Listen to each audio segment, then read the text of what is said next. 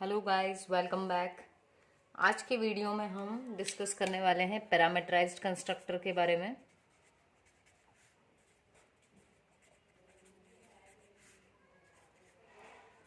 तो इससे पहले जो है डिफ़ॉल्ट कंस्ट्रक्टर पर मैंने वीडियो अपलोड किया हुआ है। यदि आपको वो नहीं पता है तो आप उसको ज़रूर से देखें। देखिए, हम इन ब्रीफ डिस्कस कर लेते हैं कि किसी भी कंस्ट्रक्टर की नीड क्यों होती है। ठीक है, तो जब भी हम कोई क्लास बनाते हैं और उसमें कुछ वेरिएबल्स लेते हैं, यदि तो बाय डिफ़ॉल्ट उसकी जो वैल्यूज़ को हम इनिशियलाइज करना चाह रहे हैं वो हम जहाँ डिक्लेयर करते हैं वेरिएबल्स को वहीं पर इनिशियलाइज नहीं कर सकते हैं। ठीक है, तो वैल्यूज़ को क्योंकि हमें इनिशियलाइज करना है यदि, तो उस केस में हम यूज़ करते हैं कंस्ट्रक्टर का। कंस्ट्रक्टर के बारे में अगर कुछ स्पेशल बातों को हम डिस्कस करें तो वो है कि कंस्ट्रक्टर का जो नाम होता है वो होगा सेम एज क्लास नेम। आपकी क्लास का जो भी नाम होगा वही इसका भी नाम होगा। ये पब्लिक सेक्शन में डिक्लेयर किया जाएगा। ठीक है, जब आप एग्जाम्स में भी लिखें तो ये की पॉइंट जरूर लिखें। यदि आपसे पूछा जाता है कंस्ट्रक्टर तो पब्लिक सेक्शन में डिक्लेयर होगा, उसका नाम क्लास के नेम जैसा होगा। ये कोई भी वैल्यू रिटर्न नहीं करेगा, रिटर्न टाइप उसका कुछ भी नहीं होगा। ठीक है, नॉट इवन वॉइड, वॉइड भी नहीं लिखेंगे हम, कुछ भी नहीं। ठीक है, अब जो कंस्ट्रक्टर कोई आर्ग्यूमेंट नहीं लेगा, नो आर्ग्यूमेंट्स, तो ऐसे कंस्ट्रक्टर को हम कहेंगे डिफॉल्ट कंस्ट्रक्टर।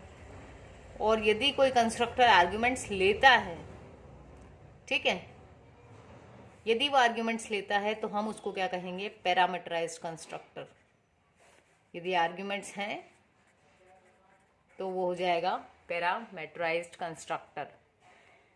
ठीक है, तो आज की क्लास में हम समझने वाले हैं पैरामीटराइज्ड कंस्ट्रक्टर क्या होता है, उसको कैसे बनाएं, और एक एग्जांपल के थ्रू देखते हैं कि जब किसी क्लास में यदि पैरामीटराइज्ड कंस्ट्रक्टर है तो हम ऑब्जेक्ट्स को कैसे डिक्लेयर करेंगे।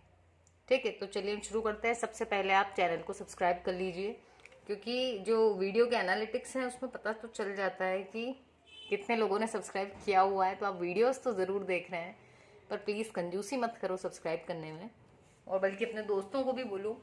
इतना सपोर्ट तो बनता है यार आप लोगों का, है ना, क्योंकि मैं अपने बिजी शेड्यूल में से भी टाइम निकाल रही हूँ सिर्फ आप लोगों की हेल्प के लिए। तो इतना बनता है कि आप भी क्या करें, चैनल को ज़रूर सब्सक्राइब करें। तो चलिए हम एक क्लास बना लेते हैं। जैसे ये अपन ने हेडर फाइल्स जो लगती हैं वो आप लगा लेना। एक क्लास बनाई, क्लास ए नाम ले लिया। ठीक, अब हमने इसमें दो वेरिएबल्स ले लिए, ए और बी। अब क्या होता है, ये जो वेरिएबल्स हैं इनको हम अगर यहीं पर इनिशियलाइज करने की कोशिश करेंगे तो एरर आएगी। तो इसके लिए क्या किया जाता है, कंस्ट्रक्टर का यूज़ करते हैं। तो एक तो होता है डिफ़ॉल्ट, जैसे अगर मैं इसमें भी बना दूँ डिफ़ॉल्ट, तो मान लो मैंने बनाया क्लास का नाम ए है तो कंस्ट्रक्टर का नाम भी ए। अब ये कोई आर्ग्यूमेंट नहीं लेगा। अब ये तो आर्ग्यूमेंट नहीं ले रहा है, इसका मतलब ए और बी की कुछ फिक्स वैल्यू हमें ही करनी है। तो मान लो मैंने ए और बी की वैल्यू कर दी 0 0। ठीक, तो ये हो गया हमारा डिफॉल्ट कंस्ट्रक्टर। अब यदि हम चाहते हैं कि नहीं, हमें ए और बी की कुछ स्पेसिफिक वैल्यू देना है, ठीक है, तो लेकिन वो क्या देना है ये अभी हमें नहीं मालूम। ये कब पता चलेगा, जब हम ऑब्जेक्ट्स बनाएंगे तब। तो उस केस में क्या करेंगे, हम बनाएंगे पैरामीटराइज्ड कंस्ट्रक्टर। तो देखें क्या होगा उसमें। तो हम ये पब्लिक सेक्शन में ही हैं, ए नाम दिया, क्योंकि ए और बी दोनों की वैल्यू इनिशियलाइज करना है तो यहाँ पर हम दो आर्ग्यूमेंट्स ले लेंगे। ठीक, जो आर्ग्यूमेंट एक्स में आएगी उसको हम ए में दे देंगे, और जो वाई में आएगी उसको बी में दे देंगे। ये हमारा कंस्ट्रक्टर रेडी है बन के। अब हम क्या करें, अब यदि हम चाह रहे हैं तो क्योंकि हमको वैल्यूज भी प्रिंट करवानी होगी तो हम एक डिस्प्ले नाम का फंक्शन भी बना लेते हैं, वॉइड डिस्प्ले। और यहाँ हम क्या करेंगे, ए और बी की वैल्यूज को प्रिंट करवा लेंगे। C out A is equals to, और ए प्रिंट करवाएंगे, और सी आउट में हम बी की वैल्यू को भी प्रिंट करवा लेंगे। हो, हाँ हाँ, लाइट चली गई थी एक्चुअली। चलिए, तो ये हमने डिस्प्ले फंक्शन बना लिया। अब ये जो क्लास ओपन की थी, ये देखो, ये आपका ब्रैकेट्स इस कंस्ट्रक्टर के बंद हुए हैं, ये ब्रैकेट्स इसके बंद हुए हैं, ये आपका डिस्प्ले फंक्शन। अब ये जो ब्रैकेट था इसको बंद करेंगे और ये क्लास भी क्लोज कर दी। अब आप चेंजेस देखना क्या होता है। देखो, आगे कंटिन्यू करने से पहले एक चीज़ बताऊं कि जब हम कोई क्लास बना रहे हैं और उसमें 2 वेरिएबल बनाएं, इनको अभी मेमोरी नहीं मिली है। इनको मेमोरी कब मिलेगी? जब हम इस क्लास का ऑब्जेक्ट बनाएंगे।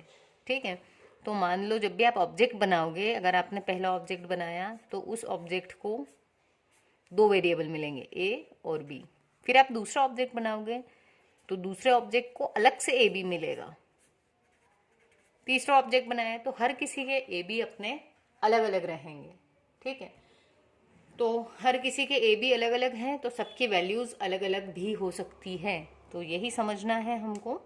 तो देखें, अब हम आ गए मेन फंक्शन में। ये वाली बात अभी अगर नहीं समझ में आई हो तो ये मेन फंक्शन पूरा देखने के बाद फिर से देखना ये वाला कंसेप्ट में क्या बोल रही थी। ठीक है, आपको और क्लियरली समझ में आएगा। तो अब जो मेन फंक्शन है इसमें गए, क्लास का नाम था ए, तो हमने एक ऑब्जेक्ट बना दिया OB1, एक ऑब्जेक्ट बनाया OB2। ठीक, फिर हमें लगा कि हमें और भी ऑब्जेक्ट्स चाहिए, तो चाहे तो यहाँ बना लो, या समझने के लिए मैं यहाँ बना रही हूँ OB3। OB3 में मैंने कुछ वैल्यूज दे दी। ठीक है, एक और बना लिया OB4।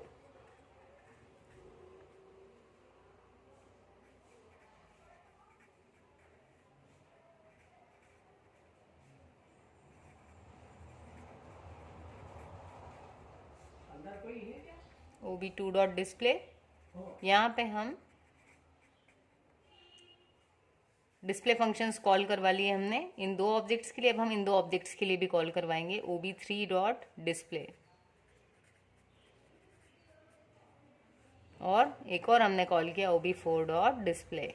अब इसको समझ लेते हैं हम। यहाँ हमने कर दिया गेट ch और ये मेन फंक्शन क्लोज कर दिया। देखिए अब क्या हो रहा है यहाँ पर। ये तो आपको कंसेप्ट क्लियर था। चेंजेस कहाँ पर है? ये है हमारा डिफॉल्ट कंस्ट्रक्टर, जिसमें वैल्यू अलग से नहीं दी, तो बाय डिफॉल्ट क्या सेट कर दी? 0 0। ये है हमारा पैरामीटराइज कंस्ट्रक्टर, इसमें जो आर्ग्यूमेंट्स भेजी जाएगी उसी से ए और बी को इनिशियलाइज करेंगे। ठीक है, और ये डिस्प्ले ये सिंपल ए और बी को प्रिंट कर देगा। अब हम आ गए मेन फंक्शन में। एग्जीक्यूशन भी हमारा कहाँ से शुरू होगा? इस मेन फंक्शन से। तो जब मेन पे गए, यहाँ मिला ए, तो क्लास समझ लिया, और ऑब्जेक्ट्स के नेम जब डिक्लेयर हुए तो OB1 और OB2 दोनों के ए और बी को मेमोरी मिल गई। साथ ही में क्योंकि इनके पास कोई आर्ग्यूमेंट नहीं है, तो इस केस में डिफॉल्ट कंस्ट्रक्टर कॉल होगा, और ए और बी की वैल्यू क्या आ जाएगी? 0 0 दोनों के केस में, क्योंकि इनको आपने कोई आर्ग्यूमेंट नहीं दी थी। अब जैसे ही हम नेक्स्ट लाइन में आए तो यहाँ पे फिर से 2 ऑब्जेक्ट्स बने। कौन कौन से? OB3 और OB4, इनको भी ए और बी मिले। बट यहाँ वेरिएशन क्या था कि OB3 में हमने 10 और 20 पास किया, तो जब हमने ऑब्जेक्ट डिक्लेयर करते टाइम उसको आर्ग्यूमेंट्स दी, तो कौन कॉल होगा? Parameterised constructor. तो x में क्या चला जाएगा? 10, और 20 किस में जाएगा? y में, जो किस में चले जाएंगे? a और b में। तो OB3 जो है इसके a और b की वैल्यू क्या सेट हो जाएगी? 10 और 20। अब हमने जब OB4 बनाया तो हमने कहा हमें 10 20 नहीं चाहिए, हमको अलग से वैल्यू चाहिए 5 और 6। ठीक, अगर हमको 0 0 देनी है तो हम यहाँ दे देते हैं OB4 को भी, बट हमको कुछ अलग वैल्यू देनी थी, तो हमने OB4 में आर्ग्यूमेंट पास कर दी 5 और 6। तो ये जो ऑब्जेक्ट 4 है इसके ए में वैल्यू चली जाएगी 5 और बी में चली जाएगी 6। तो ये था हमारा पैरामीटराइज कंस्ट्रक्टर। इसको यूज कब करते हैं हम? जब हमारे पास में कोई स्पेसिफिक वैल्यूज हो किसी ऑब्जेक्ट के वेरिएबल्स को इनिशियलाइज करवाने के लिए। ठीक है, तब हम यूज करेंगे पैरामीटराइज कंस्ट्रक्टर। तो हर ऑब्जेक्ट की अलग अलग वैल्यू सेट होगी, बट यदि हम चाह रहे हैं सारे ऑब्जेक्ट्स की सेम ही वैल्यू मिल जाए तो हम यूज करते हैं डिफॉल्ट कंस्ट्रक्टर। ठीक है, सो आई होप आपको कंसेप्ट क्लियर हुआ होगा। Thank you guys.